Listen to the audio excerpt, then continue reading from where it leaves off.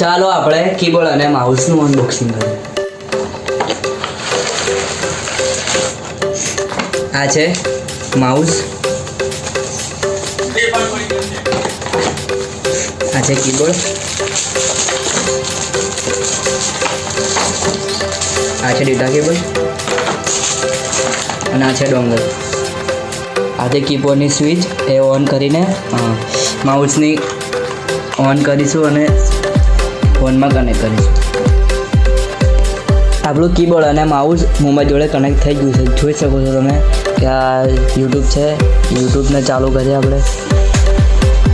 આ યુટ્યુબ આ રીતે સ્ક્રોલ થઈ શકે છે. કોઈ બી વિડીયો લઈ લો કે બે. જો આ યુટ્યુબ છે. આથી તમે ઉપર લઈ શકો છો. આવું ચાલશે. આ યુટ્યુબ છે. પછી આપણે કીબોર્ડ આપણે ટાઈપ કરીએ છીએ, જેમ કે જી